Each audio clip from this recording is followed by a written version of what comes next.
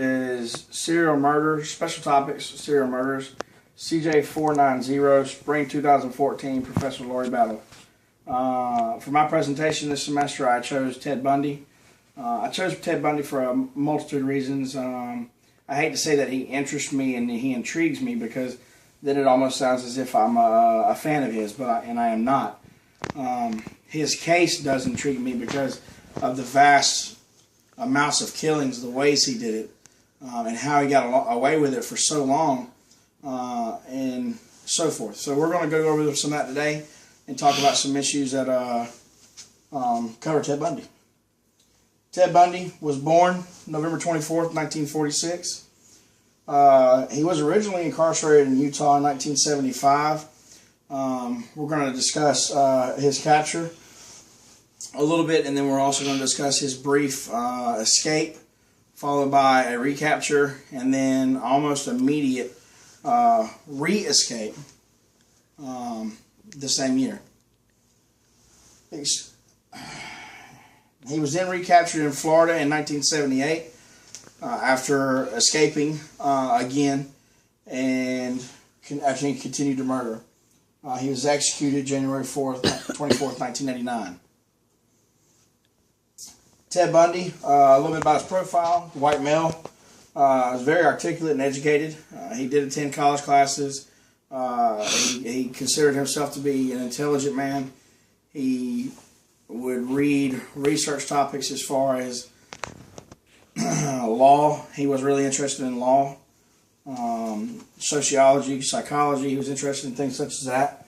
He was a very smooth talker. He was handsome, charismatic. He was able to talk to females and get them to trust him almost immediately.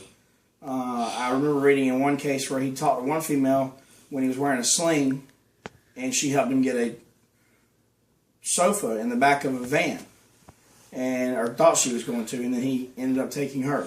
So he was able to talk his way into these females trusting him. Type of murderer. Serial murderer, of course. The type of murders that he did was bludgeonings, decapitations. He decapitated almost half of his victims. So it seemed to be one of his fortes. It's something that he liked to do. Kidnapping, sexual acts, necrophilia, and of course rapists. He liked to keep human heads in his apartment as mementos of his victim. He was known for going back to the places where the corpses were at and grooming them, talking to them, playing with them, and in some instances even committing sexual acts with them. He would not quit returning until the body would decompose or animals would eat it, to beyond the point where he could use it. He was known to be a sociopath and very sadistic. He really was fascinated and enjoyed the power he had over these individuals when he kidnapped them, and when he was committing these acts against him, it almost made him feel like a god. One more mention of Ted Bundy would be a narcissistic person. He was very narcissistic. He was very into himself. All right, some of he had over 30 known killings that he ended up confessing to. So his cases were very wide. Sometimes they were single cases, sometimes they were multiple murders at one time, and they're just so broad that to name them all, we would need a lot of time and a lot of slides. So we're not going to name them all. We will mention one or two. Carol Durant was not one of his victims. It was a potential victim that he found at a mall in Utah. He tried to kidnap, once again being very charismatic. He talked to her, got her to believe that someone had broken into her car, talked her into his car, and said he was going to take her to the station. He then pulled over on a remote road, tried to handcuff her, and in the attempt to handcuff her, they began struggling. He got both handcuffs on one hand, and she was able to open the door and get out and escape. So she got very lucky. But this escape helped authorities identify the problem, the vehicle he was using, and ultimately led to his first capture. He was caught on a traffic stop.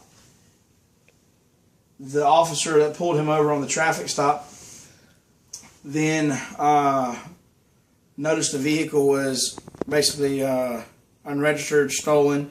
Talked to Bundy, ended up eventually capturing him and taking him into custody.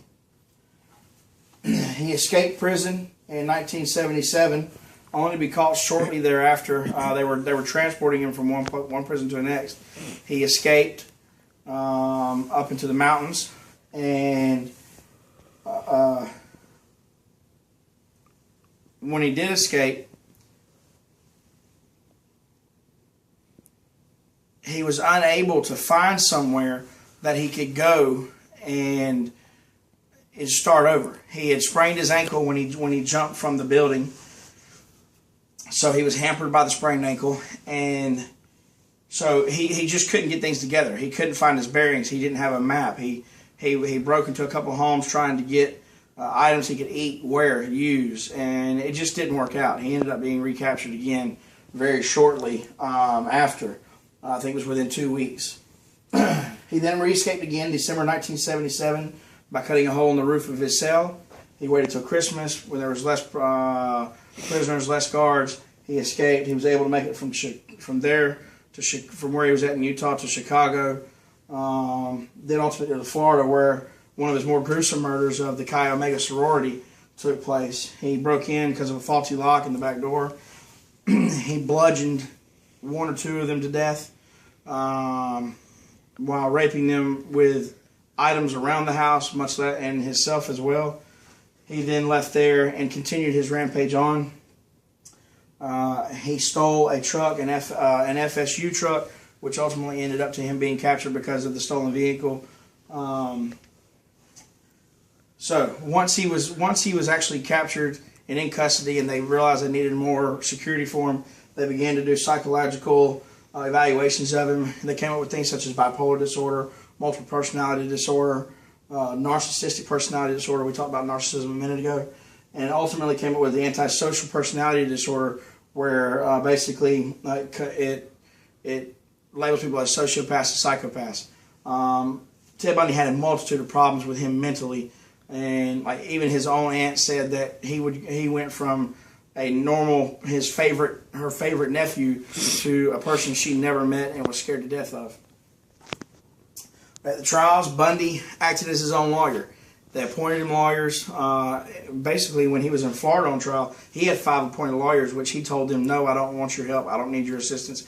I'll do my own thing. And he even tried to sabotage their work to save him, because he was that narcissistic. He wanted to do it all himself.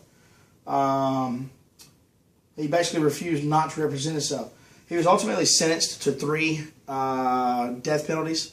The last one, he was sentenced to death on in 1982. He was executed in 1989.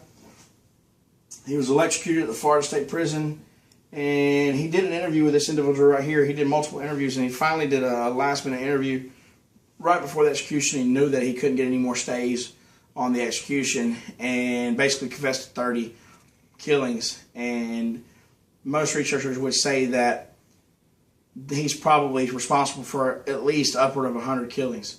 So Ted Bundy, a very interesting man, very charismatic, and could have been a very important role to society.